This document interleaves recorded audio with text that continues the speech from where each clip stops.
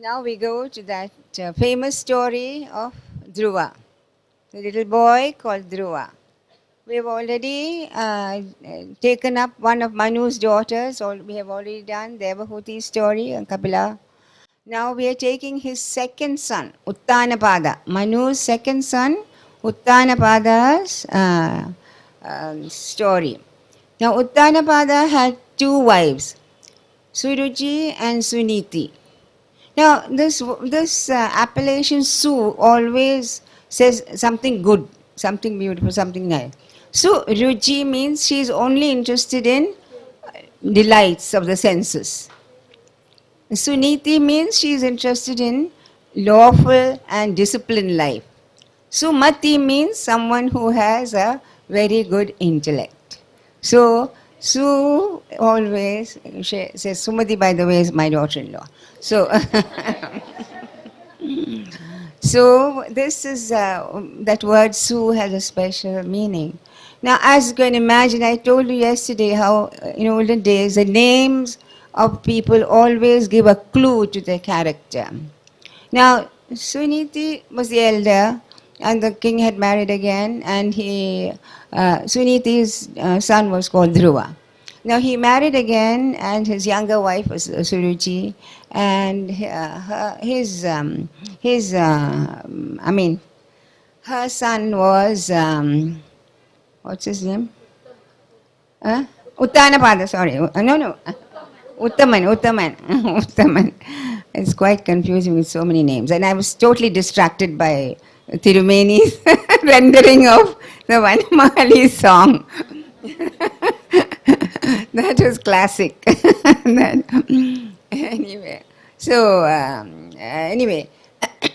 so one day it happened that, now sometime after he married again, as usual, even without getting a second wife, most men, after spending quite a few years with their wives, are really looking around for something more interesting, I think. So, anyway, in this case, one day, Dhruva entered the court where his father was sitting, and he kept his. He saw that Uttaman was sitting on his lap. His mother Suriji was sitting next to him, and Uttaman was sitting on his lap. Now Dhruva was only a child of 5, so he ran to his father and said, "I too want to sit on your lap." So Suruchi told him, "My dear boy," he said, "this is not for you. Unfortunately, you are not born from my womb. Had you been born from my womb like Uttaman, you could have sat.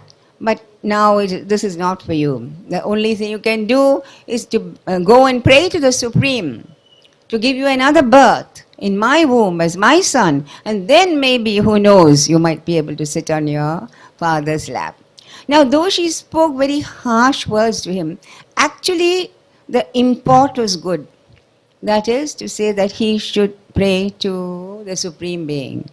So naturally the child didn't know anything about it, and he was totally heartbroken. He went sobbing, and all the time the king just looked on, Uttanapada looked on without saying a word. That hurt him even more. So he ran to his mother.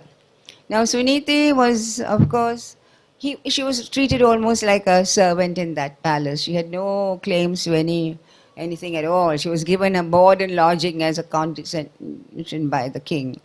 So he ran to his mother and sobbed his heart out and said, "I was not allowed to sit my father's lap. And this is what my stepmother told me." So Suniti said, what to do, my dear? This is our fate. It is true. What she said is true. You have unfortunately enough to have been born in my womb, and I'm nothing at all. But I'll tell you something, the advice she gave you was indeed very good. You should, anything you want, you ask him, the Lord of all givers. He's the Lord of all givers. So if you ask him and you pray to him, you will get all your desires will be fulfilled. So she said. So then this is also a hint to us that, our children should always be given some spiritual advice. Most of fathers and parents are all very anxious to give nice, presents to their children. They'll even as far as giving 3-year-olds computers, and nowadays children are so, and hand phones, and they know everything. Very, very few parents will take the time, the trouble to teach them some chapters of the Bhagavad Gita, or to teach them stories from the Puranas, or they'll put them in front of the computer and watch Harry Potter and Mickey Mouse or whatever. But they are not interested in making them looking at devotional type of stories which come often in the TV actually. So this is rare, that the parents, for a parent to actually take interest in the spiritual well-being of the child is one of the, in fact, it's one of the greatest gifts that you can give your child. Because only that, in the end, that is the only thing which will stay with him for the rest of his life. Other things come and go. He may or may not get a good job, he may or may not get a good wife, he may or may not get many of the things he wishes for in life. But if you give him the hold on God itself, that nothing, then nothing at all that life can offer. As I told you, life offers two things all the time. It cannot give you only happiness. So if that, total dependence on God is given to the child, that will last him. That's a treasure. That's a bank deposit which will last for him through the rest of his life. So all parents should take special care to see that their children are given some sort of spiritual training at the very young age, because that sticks in their mind. Never ever think that even in the womb it's said that you let the baby, the fetus, listen to the Vishnu Sahasranamam and all sorts of, Lalita Sahasranamam or whatever. That gives a lot of, the fetus is supposed to feel the vibrations. It doesn't know or hear, but it feels the vibrations, and it can imbibe that. So this is one of the great teachings of this Dhruva Charitra, that all children should be taught at a very early age to worship God and to depend only on Him for all their happiness, and not depend on the worldly things for their happiness. So Dhruva, he took this to heart. He accepted the teaching of both his mothers, and he went out into the world, nobody to stop. His mother, Suniti, was anxious to stop him, anxious to go. A little child, 5-year-old, he just walked. He's a Kshatriya boy. He was filled with courage. He did not care for anything. He was determined. If this is what my mother and my stepmother has told me, this is what I shall do. He took up that, made his mind, determined that he would gain through what he could not gain from his earthly father. He would surely gain from his heavenly father. And so he walked out of the gates of the city. Though Suniti, her heart was filled with pain to see her little boy, yet she didn't call him back. She knew that this was the path for him, and she allowed him to go. Which is another thing few parents will, when our children want to take up, not at a younger age, of course, they want, even at the old age, if they want to take up some sannyas or go leave this thing and go and go to an ashram, all of us, even though we are brought up in a very highly spiritual, we will fight tooth and nail and give many reasons why they should not take such a drastic step. So anyway, she allowed him to go. And on the way, as usual, Narada, who is always anxious, always on the lookout, which is a soul that I can save, which is a person that I can help to forward his journey to God. So he met the little boy on his way. He stopped him and said, "1 minute, where are you going?" So Dhruva said, "I'm going to do tapas in order to gain the blessing of Lord Vishnu." So Narada said, "At this age, you're too small to do all this. This is not a good thing for you. I tell you what, you return back to your mother, and after some time, when you are old enough, perhaps you will have a chance to to worship God. So this is not the time for you, my dear. You listen to me and turn back. So the child looked at him and said, "Oh Brahmaputra, you are the son of Brahma. Are you giving me this advice? This is false advice. Don't tell me this. You are the one who should encourage me to seek for the Supreme Lord." Narada was very happy to hear this because he had only wanted to test the child, the resolve of the child, whether he was truly resolved. Because normally sometimes we start off on wanting to do, we want to do a fast, we want to do a vow, we want to go to a saptah. Immediately the 10 people will fall down and say, "Hey, why do you want to do all this at this time? I mean, you're too young for all this. Let us enjoy. Let us go somewhere." I tell you what, we'll all go for a holiday to Bali. That's quite a good place, spiritual place. Only Hindu country in the world. So let's go there or something like that. They will try and put you off with something or other. This is normal in the world. And whenever you think of something good, there are 10 people who will tell you this is not good, something else is good. So Narada just wanted to test his. Many of us, 90% of us will fall to such persuasions. But Dhruva belonged to that 10% who did not fall. And he said, I will proceed, I don't care, I will proceed. So Narada said, all right, then I will tell you. Dhruva said, you are the one who should tell me where I should go, what I should do. So he said, okay, you proceed and you go to this place called Madhuvan. And there, not here, not this Madhuvan here. This was in a forest far away. And he said, go to Madhuvan. And he gave him the 12-syllabled mantra for Krishna. Om Namo Bhagavate Vasudevaya. This is a famous mantra, 12-syllable mantra for Lord Krishna.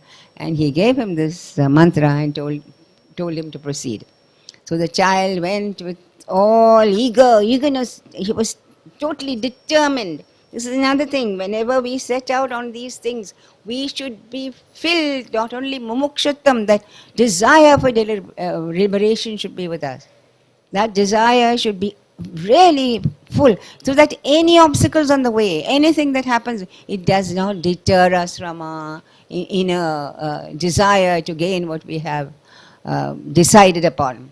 So he went there, and as I said, he was only 5 years old, and he took up a stance in the midst of that forest, and for the first month he ate only berries, every 2 days in fact.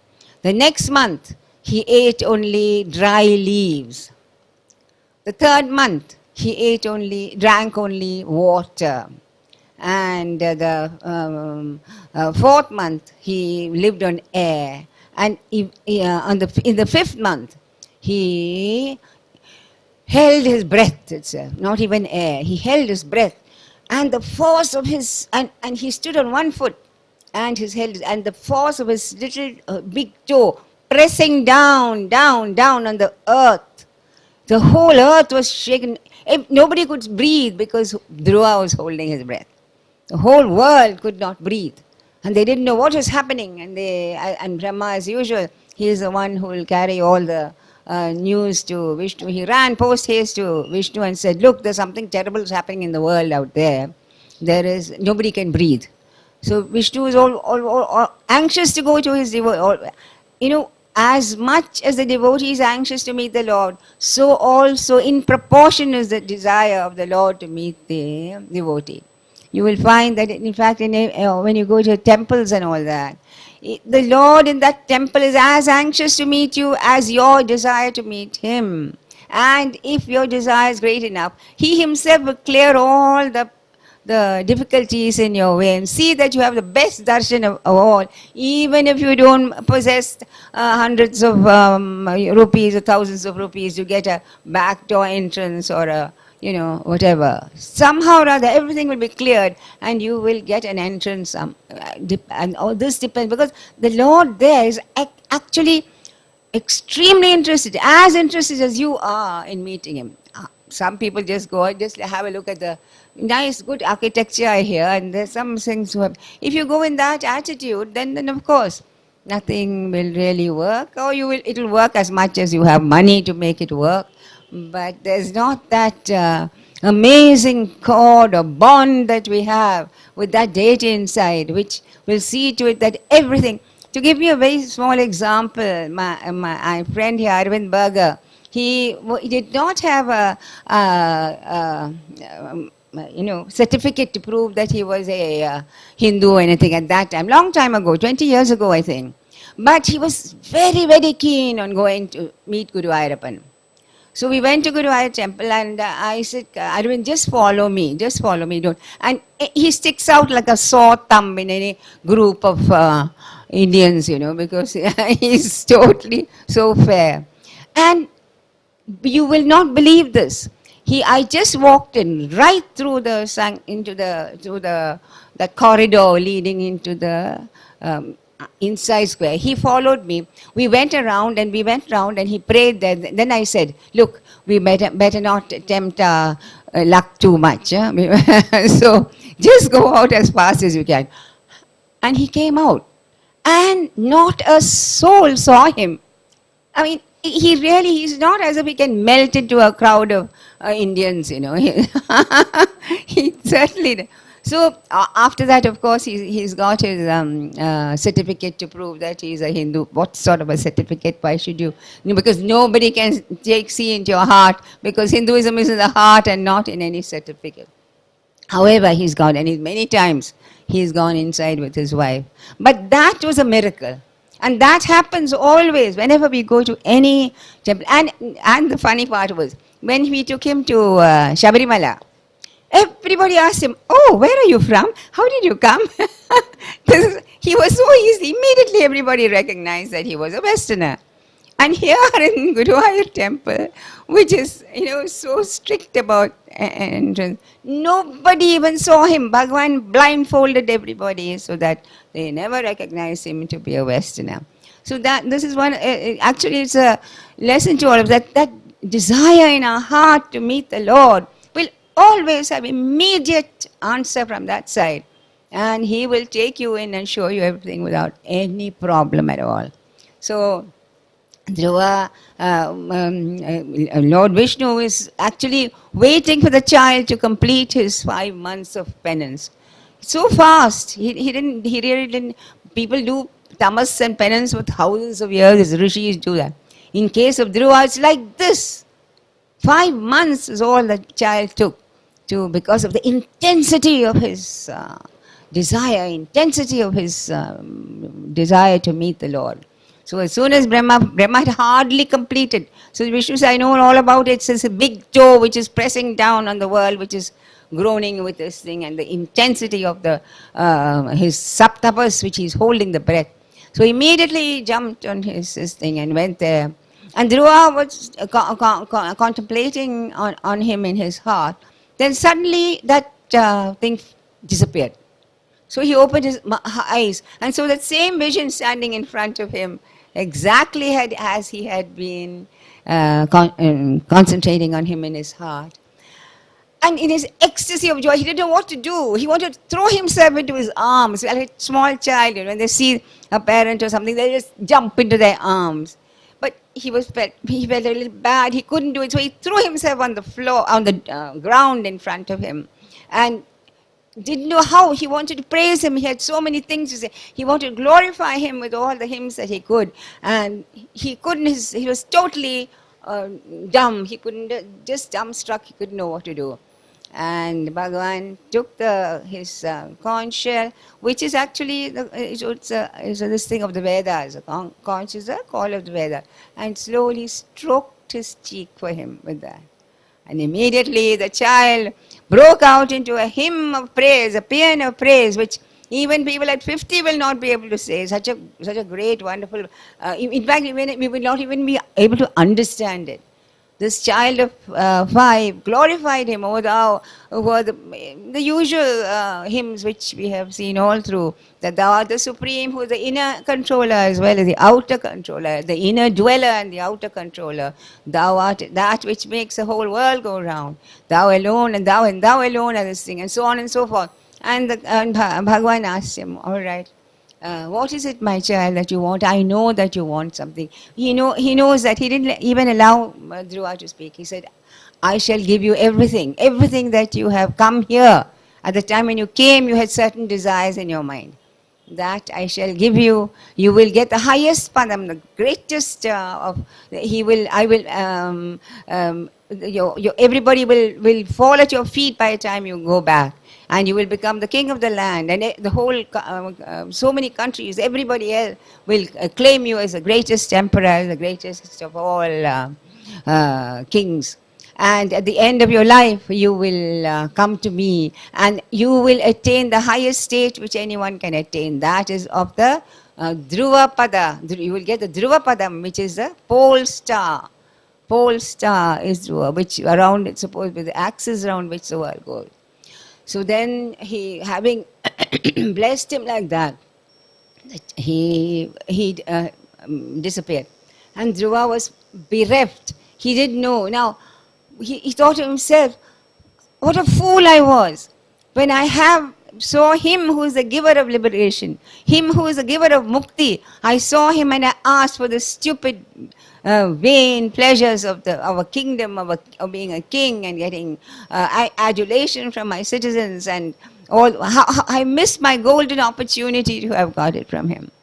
Then that idea came to him that the fact is that everybody has a certain amount of duty, of karma to finish in their life. They're set in certain positions, in certain places in life, and that is the karma which you have to go through. That is the duty which you have to go through. And that is why at that moment he didn't even think of asking liberation from him who was capable of giving liberation. So then Dhruva went back to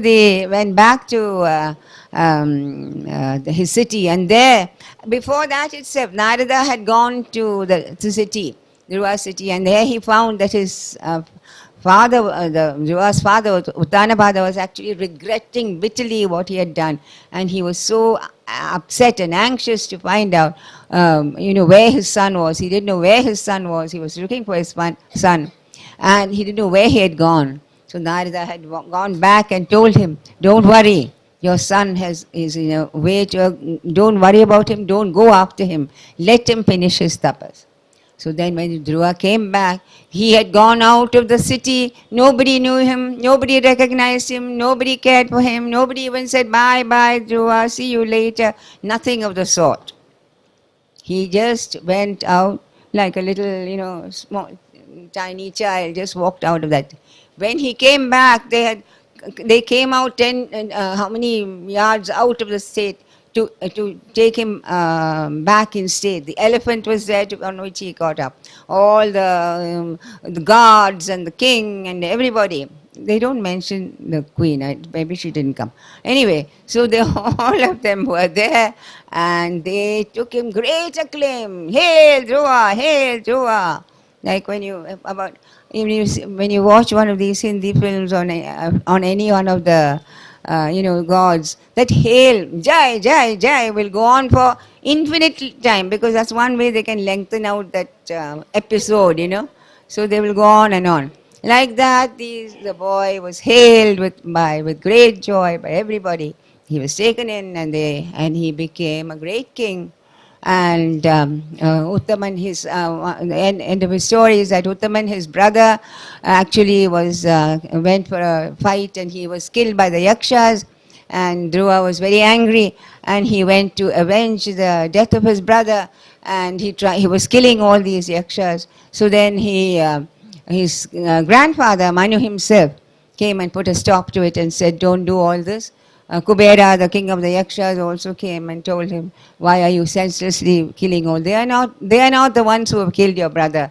Your brother has been killed by his own karma. There is a time limit for all of us, and when that time comes, somebody is only an instrument of their death, not that they are the actual cause of their death. So therefore he stopped him from fighting and told Dhruva to go back, and Dhruva went back. And then he decided, he gave up everything to his son, and he came and meditated in Gandhamadana, the forest near Madrika Ashram. And there he meditated, and he got fully all his other worldly desires slipped away from him. And at the end of it, he saw beautiful aerial car. They were full of aerial cars. I wonder, must have been an aerial check around there, because he, instead of, the aerial car was sent. And the Nanda and Sunanda, the two guards of Lord Vishnu, came out and said, "Here's a car to take you to heaven." And he got into it, and he said, "My mother, where's my mother? She's the one who I have to take with me, because she's the one who gave." She must have lived a pretty long time, I think, because she was still alive when he was already quite old. So then he looked back, the Nanda, and said, "Don't worry about him. Look in front. Look who's going in front." And they saw another aerial car was far ahead of this one, carrying his mother, Suniti. So she was preceding him to the heaven. So because she was the one she was the one who gave him such good advice.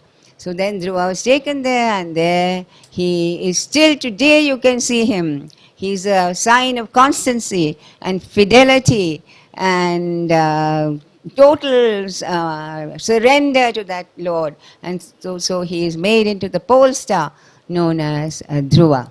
Dhruva, which in Sanskrit is known as Dhruva. So that's the story of Dhruva. And next, I think we are going on to the, what is it? All the other Amshavatars, all the other sons and daughters and their sons and their daughters, so many. These are only a few we'll be touching on in the afternoon.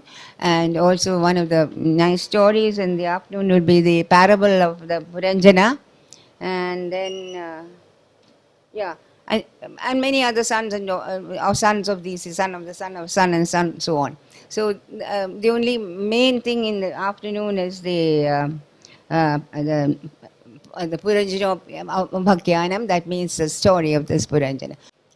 Having finished the story of Dhruva, we go on to Dhruva's descendants. Now, in one of his descendants actually was a very wicked king called Vena. Vena was a extremely wicked king, and he went about, he gloried in going around killing children and picking up stuff and throwing them into the river and doing all sorts of wicked things. There was no end to his wicked deeds. So then the earth was quite fed up of all the wickedness. And she withdrew all her goodies into herself. She refused to yield anything anymore.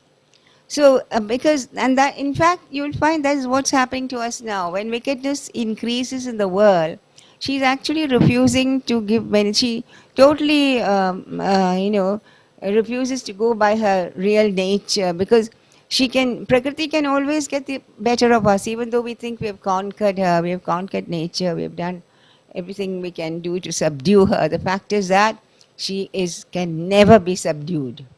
Like some women, the husband treats them so badly that they look as if they've been totally subdued, but they're just marking their time. And when they get an opportunity, that's it. So she's like that. She will eventually get the better of us. Even though we think we have totally controlled her, eventually we'll find she has the upper hand. So then she withdrew all her goodness into herself. And then Vena, because he was so wicked, the rishis decided that the only way was to kill him, because there was no other way. And with one, they were capable of one whom, they would say. And then that's the end of Vena. Then they preserved it, but then of course the country became bereft because there was no king. And robbers and burglars and so on took over. So then supposedly churned the best parts of Vena. They would put him in oil, pickled him in oil, and then they churned out the best parts. And thus they got the great Amshavatara known as Prithu. Prithu was really a wonderful man, because wonderful king and a wonderful man. And he glorified God in all ways. And he was decided to hold 100 Ashwamedha yagas, 100 horse sacrifices. Ashwamedha yagas, which was the highest yaga for worshipping the Lord. Now, if any king can complete 100 Ashwamedha yagas, it is said that he will become the Indra, king of the gods. So Indra himself is always on the lookout for those people who are busy doing Ashwamedha yagas, because if he never allows them to complete their 100th Ashwamedha yaga, because he's very, very, very jealous of his own position and refuses to let anyone take over. So then, when the 100th Ashwamedha yaga, he stole the horse. The horse is tied to a stake, and the horse is let free to run all over the place. And anyone who stops it, that is to declare that the king who has sent the horse around the world, around the country, is superior to all the other kings. Now, Indra stole the horse not once but twice. Once he was caught and brought back, and another time again he stole the horse. Now, how did he see? Because if he came in his own garb, everybody would notice him. So what he did, he put on orange robes. Now we are coming closer home. He put on orange robes, grew a big beard, had gridlocks on his head, and all the usual accoutrements of a sadhu. And he stole the horse so that nobody would realize who it was. So now we see that in Rishikesh, these are hundreds of them hanging around. I don't know whether Indras or not, but there are hundreds of such sadhus. So this parampara, or this method of fooling people by putting on orange garbs, did not start now, but it started a long, long time ago.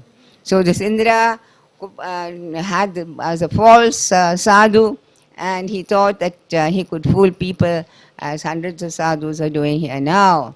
Because even here, the villagers, poor things, they save all lifetimes, and they come to places like Rishikesh and Haridwar, and these people line the roads and ask them for money or whatever. Now these people, in the Gita, in fact, Bhagavad Gita strongly denounces such type of people. He says they are both fools and hypocrites, he says. Such people who, try to run away from home.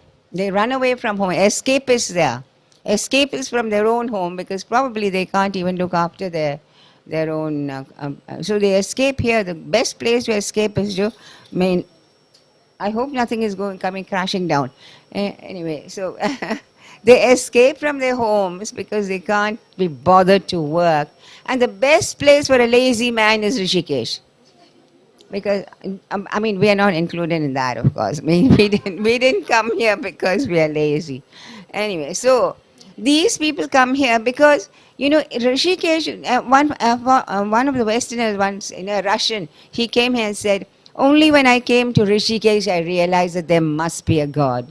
Because all these people, they don't do a spot of work, and yet they get meals 4 times a day, without doing a spot of work. It's very, very carefully planned out, because you can get your breakfast at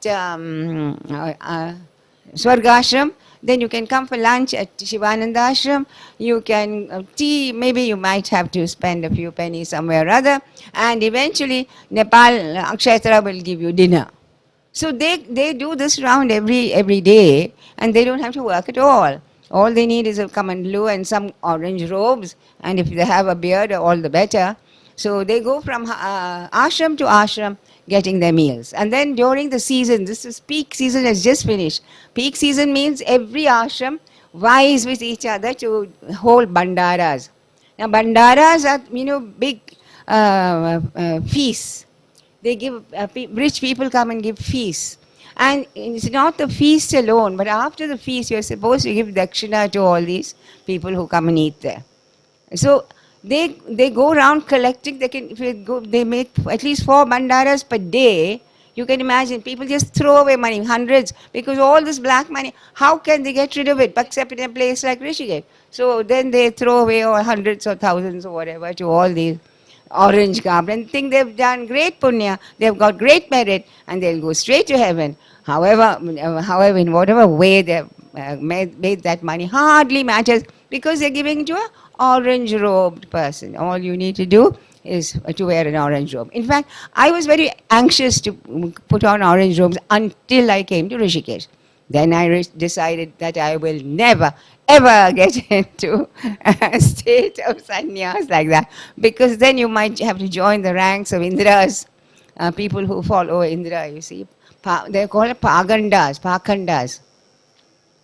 So then this Indra was of course beaten and brought back. I'm sent off, and they were all set to kill him. Prithu was all set to kill him, but he was stopped by Narada, I think, and he said, no, please don't kill him. After all, he is the Indra of the gods, so don't do that. So then he finished his this thing. Then Prithu, one of the main things he did, I told you the earth goddess had refused to give anything more. She had withheld all her good things with her. So he turned his attention on the earth and said he all set to strike her. So she said, please don't do this. You see, because of the wickedness which exists on, that's why I will do, not because of anything else. But I'll tell you one thing, I will take on the form of a cow, and each one of you can milk out from me whatever you want. Each species can put the chief of that species as a calf and milk from me whatever you would like to get. That is to say, they made the human beings put Manu as a calf and milked out all what they wanted from the earth. The gods put Indra as their calf and milked out ambrosia. The rishis put Brihaspati as their calf and milked out the Vedas, and so on and so forth. Each breed of Gandharvas had their Chitrada as their calf and milked out what they wanted, music or whatever. So each of the species got what they wanted by putting the main one as their calf. So after that only actually Prithu does all the 100 Ashwamedha yagas. And then they told him, all right, don't complete this 100th one, because let poor old Indra have his fill of his, status in life.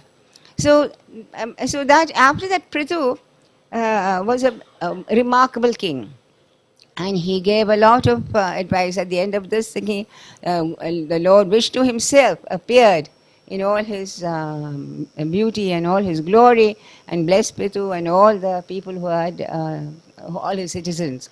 And the Prithu's talk to the citizens is well worth. I wish all our government leaders would read what Prithu said to his citizens. He told them that it was duty of a citizen to follow, it was duty of a king to give such advice to their citizens that they would follow the right path and not tax them unbearably.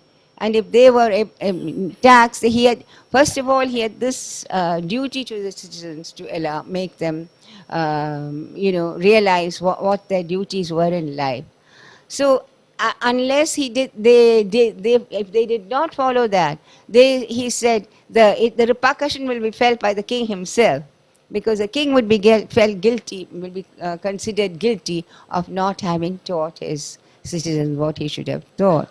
So when you read such things, you just feel this country is so full of good advice, and nobody ever follows any of that advice. If only these leaders could be made to read for what Prithu had told his citizens, and if they could follow even tiny bit of this sort of advice, what a great country ours would have been.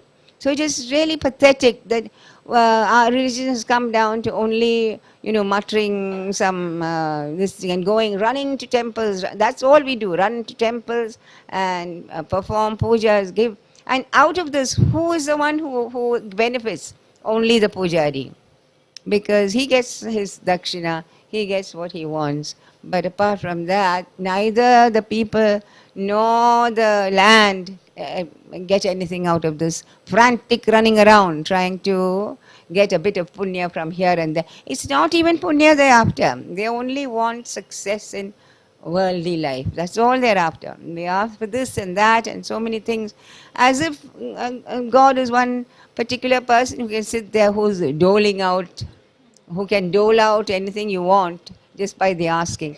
Not realizing that this entire philosophy of how our whole intentions, our attitude, our mind, that is what is going to raise us up to the heights of humanity, let alone of divinity. At least let us be humans before we can try to be gods. Because even though we are divine in between, we are not even human at the moment. Because that's the way we treat people, the way we treat the animals, the way we treat our country. And this is the sad and pathetic state of maybe not only our country, all countries are going through the same phase. But you see, they don't have this background. We do have this background. So we owe it to ourselves to try and rectify this mistake. We owe it to our country, to our rishis, because they are the ones who have given us this great, glorious dharma called Sanatana Dharma. So we owe it to them at least to follow to some extent to what they have said. Yet it is so heartbreaking to see that and nobody ever follows this, and the country is going to. But of course, when we read some of these books, we also realize that the country has been going to dogs from 5,000 years ago. So it has only. Narada said, you remember what Narada said when he came to, he saw it going very. So maybe we should be happy that actually it is still floating, it is still in a condition of, that we can still live in it. So then after that there's a king called Prajina Barhi. Prajina Barhi had 10 sons.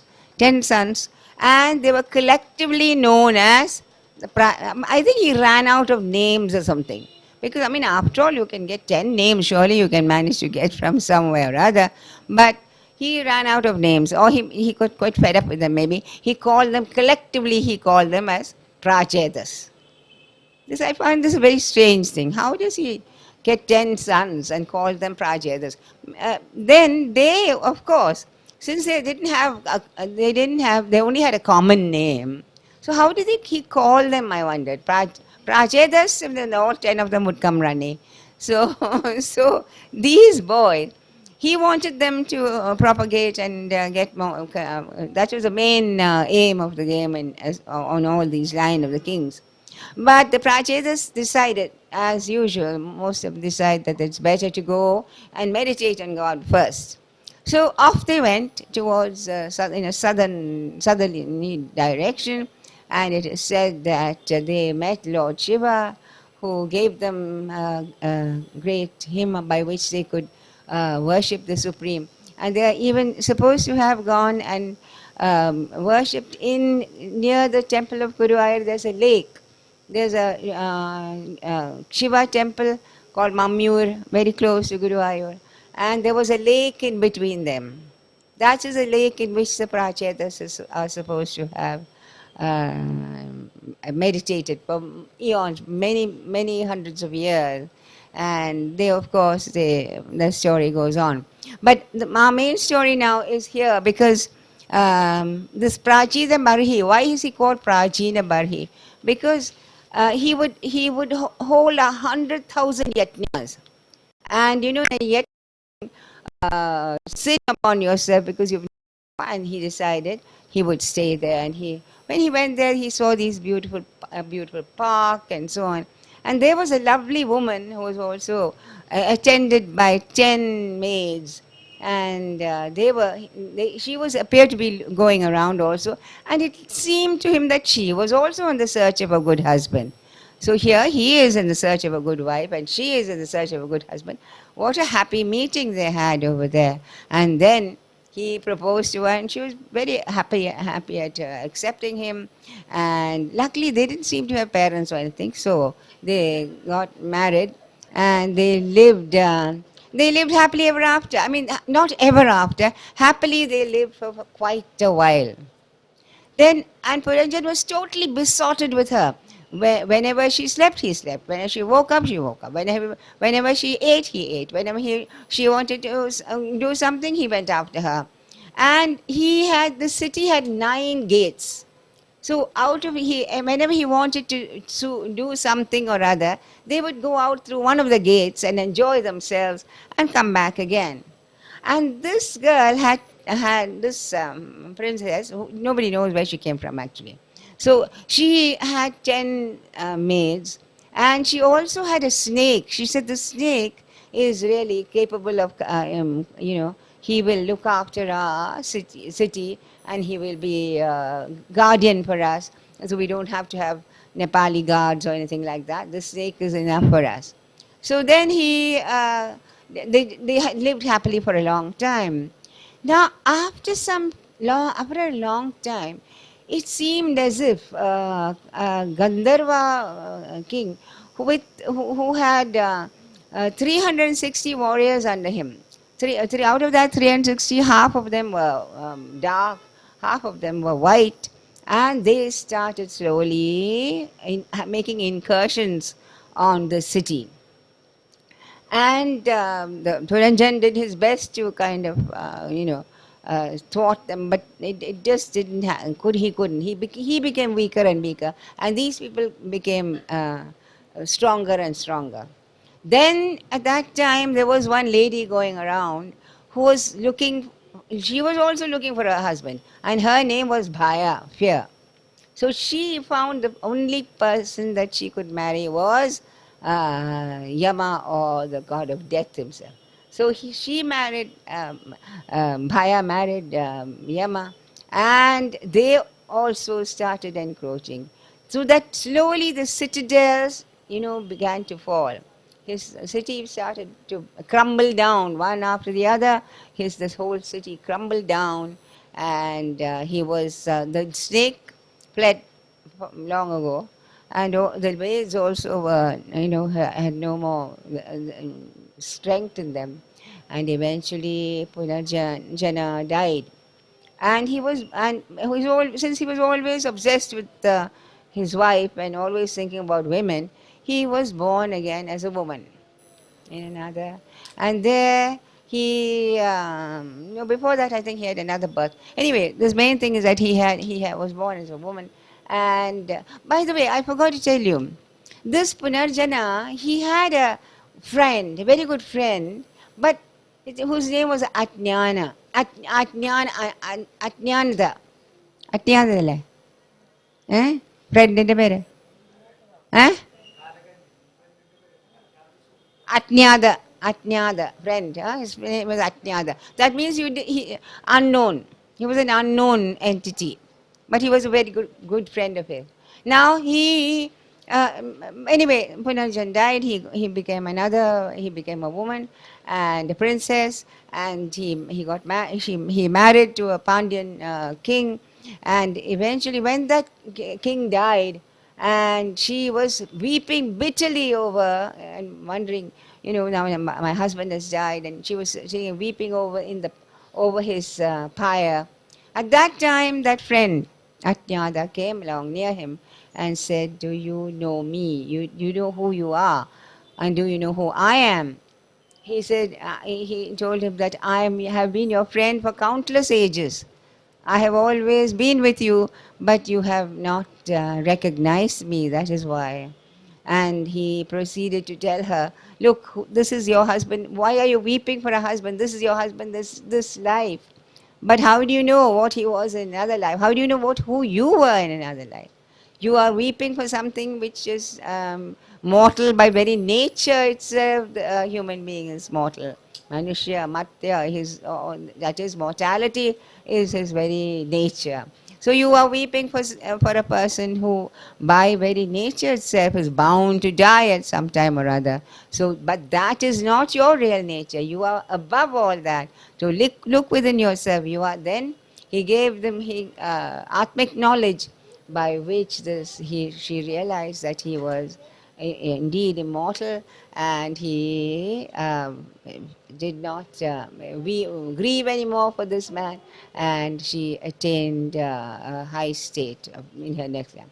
So after he finished this story, Prajina Barhit asked him, he said, Bhagavan, you have told me a story, but I have a small suspicion that it is not a real, straightforward story. I think there is some esoteric meaning in the story. So they said, yes, indeed, it is an allegory for the life of a human being. Now the Puranjan is the Jivatma who is wandering about in search of a body which he can inhabit. And the body he finds in Bharatavarsha only, he finds a body which is suitable for him. So that means, in fact, that he takes birth in the city of the human body is itself called the citadel of the city, and it has 9 holes, 9 exits. Eyes, 2, 2, 4, 5, 6, 7, 8, 9 down below. 9 orifices. So it is a city. The body itself is a city of the 9 gates. So he is master of the city, and he is wedded to the intellect. Paranjani is the intellect, and who rules him. Who, whatever she does, he does. Whatever the intellect tells him to do, intellect mind system, that means. She will do exactly what she says. A very, very docile husband he is. Whatever she says, she will do. So if she is angry, he feels contrite. If she is happy with him, he is also happy. So the mind is ruling him. That's what it means, that the mind rules the body. So in this, they live happily for many years, but soon they have inroads. The strong Gandharva Raja is a 1 year. 1 year. That he has 360 black and white followers. That is night and day. Night and day, they are his followers, and they keep on attacking slowly, year by year by year. They are attacking the citadel of the body, and slowly the Puranjana succumbs to this thing. He becomes weaker and weaker. A snake is the Panchapranas. Snake has a 5-hooded snake. These are the Panchapranas, which are the airs which sustain us. So the snake has also disappeared, the prana has also disappeared. And slowly this man is too old to do anything more. And in the meantime, bhaya, fear. Fear is the wife of death. The only one who dares to marry her is death himself. So she also a fear starts in his mind, because he knows death is approaching. So slowly, he's totally under a decrepit, old, aged, diseased, and eventually he dies. Now, because of his obsession with this woman, it says, whatever you think of at the time of death actually is what you will be reborn as. So he is reborn as this woman, a princess and that was second birth actually. Then he goes to marries this man, and all that story is given. And at the end of the day, who approaches him, Ajnada, the friend, unknown friend, is actually the Paramatma himself. Because the Paramatma is always the only friend that Jivatma has ever had.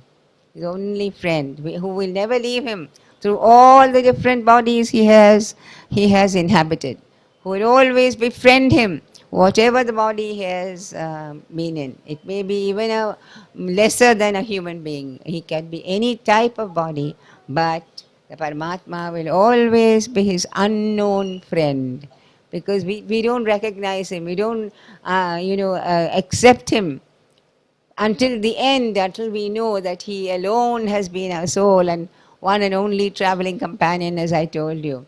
He alone is the one who is always with us and will never leave us, whoever leaves us. So that he realizes, and this is my, and he listens at last to the words, to the voice of the Paramatma, which has always been singing to him, always been telling him. But at last, it is only at the end of so many births that he listens actually to the words of the Paramatma, and he realizes that he indeed is no different from that Paramatma. As you know, even the Upanishads gave this beautiful simile there, example, that there are two birds which live on a branch of a tree. And one bird is constantly pecking at the fruit, and some are bitter, some are sour, some are sweet. If it's bitter, she makes a face and spits it out. If it's sour, she makes another face. When it's sweet, she's very happy and eats it all up. All the time she's pecking at the fruits of this tree of life. While the Paramatma is the other bird is the Paramatma actually, and he just looks on. He doesn't say a word. As long as she keeps pecking and pecking and pecking, now eating, now throwing, now liking, now disliking, now happy, now unhappy, all along he watches her cavortings, with a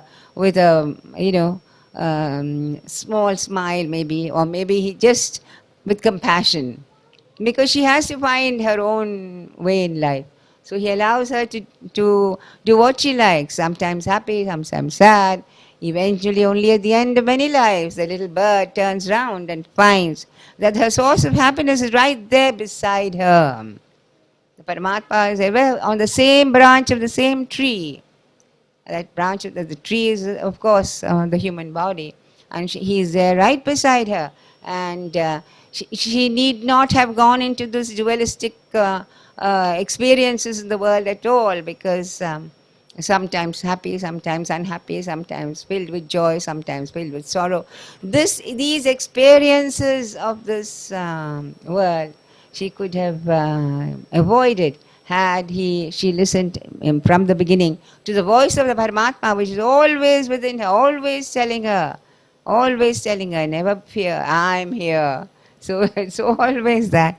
But she, only at the end of many lives, she will listen to him. So this is a story that friend, that unknown friend which Puranjana had, was actually the Paramatma who was always with him, who's never left him through all the bodies that he took, and had never deserted him at any moment, and was waiting for the opportune moment to come and tell him the truth of his being and what he really was. So this is a beautiful story of which Narada tells, and then he tells Prajina Barhi, look, you're just wasting your time on this eternal doing of pujas after puja, sacrifice after sacrifice. This is all not going to help you. Anyway, why do you want to go to heaven at all? All these you think you'll do if you go to heaven. But heaven is not the end of life. We all think, most religions say heaven is the end. But far from it. Heaven is only a sort of a rest house for some time, until you've exhausted your punyas or merit. After you've exhausted that, back you come again. It's like when you get a lot of money, you've collected some money, and you go for a holiday in Switzerland or wherever. I think nowadays people go aim for some other things. In my days, Switzerland was considered very good. Nowadays, it's all choo-choo. Ask a doctor here who goes to the most exotic places and has holidays. So then, but when you can have that holiday only as long as the money in your, with you. Now, of course, you have even ATM cards. But even then, there's a limit to how much you can withdraw and enjoy your life over there. So then, after that's over, back you come to, our old country again, and you have to start the whole thing all over again. So this is how heaven is. So he tells Prajina Barhi, stop this nonsense and think of God. Be devoted to God. Live a life of which has been enjoined by the scriptures. Don't just look at the karmic portion of the Vedas, but think of the Upanishad portion of the Vedas. This is that portion which Krishna actually denounces in the Gita. That this portion is nothing it's nothing at all for a person who is enlightened. This karmic portion is nothing at all. It's to that part of the Veda actually that he is referring to. So this is the story of Puranjana, and it is sort of a very graphic description which he gives to him, and which normally will stay in our minds, because these sort of stories, stay in our minds even more than when actual thing is said. So I think that's the end of our this thing. And then after tea, we have what do we have? Madhakali alle. Okay. So we'll stop. ॐ सर्वेषां स्वस्तिर्भवतु, सर्वेषां शान्तिर्भवतु, सर्वेषां पूर्णं भवतु, सर्वेषां मङ्गलं भवतु, सर्वे भवन्तु सुखिनः, सर्वे सन्तु निरामया, सर्वे भद्राणि पश्यन्तु, मा कश्चित् दुःखभाग् भवेत्. ॐ शान्ति शान्ति शान्तिः. हरि ओम. तत्सत्.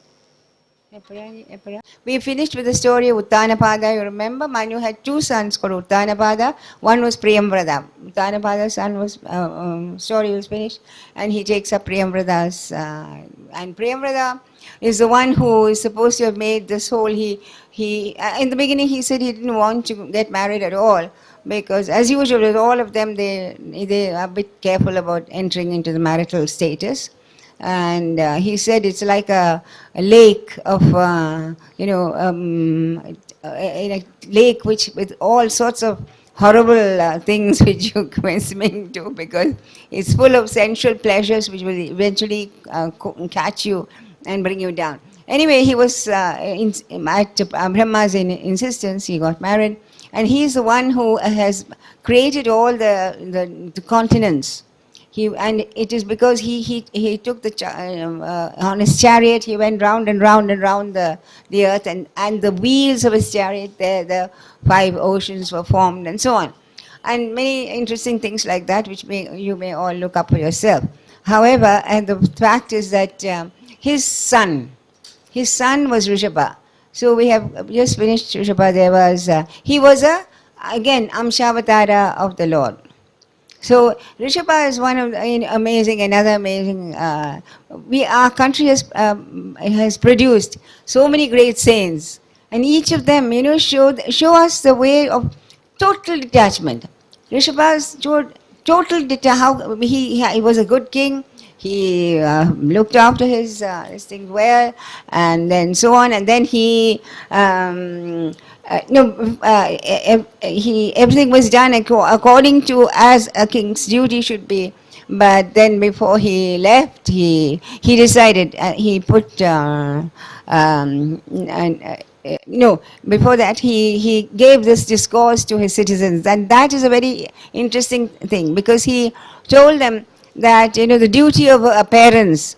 The parents have a great duty to give children the instruction of who they really are. That this is hammered in all the time, because parents are very keen on giving them all the physical comforts. They never deny them. If they can afford it, they always give them the best education, the best of physical comforts, and so on. But they do not. They lack in this great duty which they owe to their children, is that of telling them a spiritual insight, and telling them how they should, that the greatest treasure they can get is that to find out who they are in reality.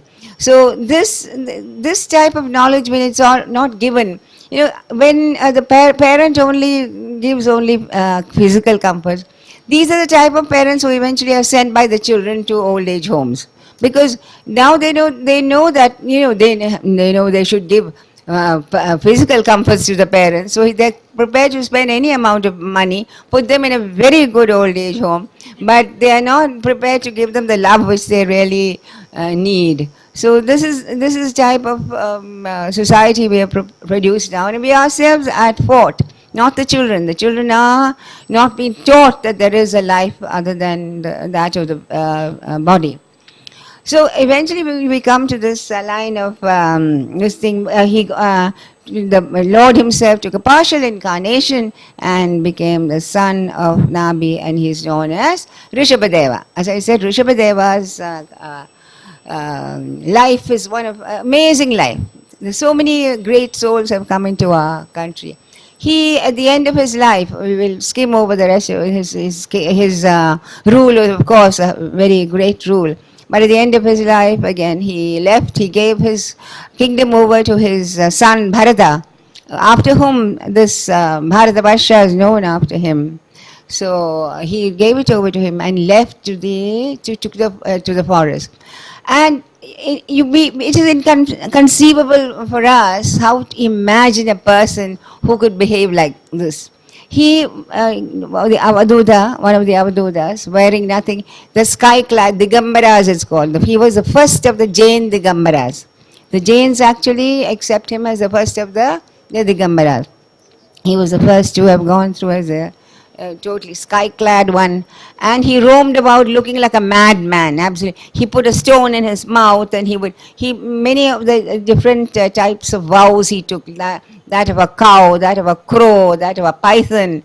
All these different vows. What does it mean really? A python, is not supposed to search for his food. The python will just lie down with open mouth, and if something comes into it, he closes it, and that's it.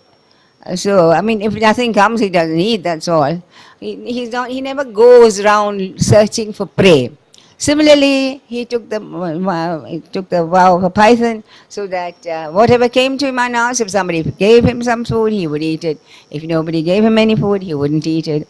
And the crow and the cow and all that, he would pass his urine or feces as he walked. There was never a need to find out a good toilet and all that sort of thing for us. There's no problem for him in that. But you must remember, his feces did not stink like ours. It smelled 80 kilometers or miles around. There was a perfume of sandalwood, it is said, and so. His whole body glowed like some molten gold, and sometimes his hair was awry. Sometimes people would stones at him. Sometimes they would scold him. They would spit on him. They would kick him. Nothing deterred him, because after all, obviously my golden words are not supposed to be heard by all. Only a few. So anyway, he wandered around like this, half crazed, and then it's said eventually, as I said, it's amazing. We cannot even imagine such a person. We cannot even imagine when we think of these. But unfortunately, in India, if such a thing happened in any other country, he would be clapped in the biggest lunatic asylum you can possibly think, because nobody could ever dream of a person behaving like this. But in India, we have an idea that these people are not really crazy. They're crazy after God. They're crazy after God. They are filled with so that they don't care. The body does not mean anything to them anymore. So the body is treated as if it's of absolutely no use, but that body is protected by whom? That Lord himself will always protect and will give. As I said, if he needs food, food will be given. It's said, if Lord gives you a mouth, he will see to it that something is filled with it. In fact, I've met one of these, sadhus in Badrinath who stay during winter even up above Mana.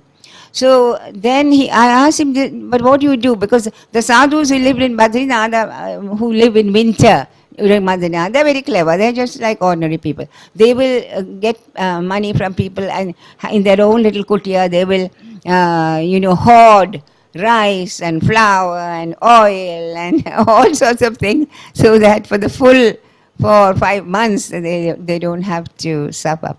So they're not much, of course. Even if we had all these, we would not choose to live for 5 months in the cold winter in Badrinath. But so maybe they're a few knots higher than us, maybe. But there are others who go even beyond, where they're nothing at all. So, well, what do you eat? What do you eat? He said, you know, there's one thing. I have never gone without something to eat beyond 48 hours. I've never had to starve or fast for beyond 48 hours. After that, something or other would come which I could eat. Of course, he's not going to get masala doshas and puri masala and so on. But something or other which would keep his body and soul together, he was sure to get it after beyond 48 hours. He was never. So that total faith of that providence would take care of you. That faith, that is a total faith, which indeed the Bhagwan himself will step in and see to it that the faith is justified. So Rishabhadeva was one of those amazing beings who have trodden our land. I said many others are there like him. Actually, there's many other stories about such great saints who have wandered over this holy land of ours. And the imprints of their footsteps are there all over. And because of that, this land is still going on and still has the ability to draw people here, people who are interested, because every country has its own karma. And the karma of India is to provide spirituality to the whole world. So that is, now that spirituality is actually being taken over by the Westerners, who are eager and anxious for some type of spirituality, and India offers it to them. And though we might scorn it or not bother with it, yet I feel sure that it will be kept alive, if not by us, then by the Westerners, and then it will take a turn and return to us, as yoga has done today. Yoga left our land and went all over, and now it has come back again with full force in Rishikesh. You never know the amount of yogas which I don't think Patanjali ever thought of such yogas, when different type of yogas which are being sold, let's say, in Rishikesh. So this is the story of Rishabhadeva, and tomorrow morning we will take a very interesting story of his son called Bharata, which is, as I said, one of the most interesting stories.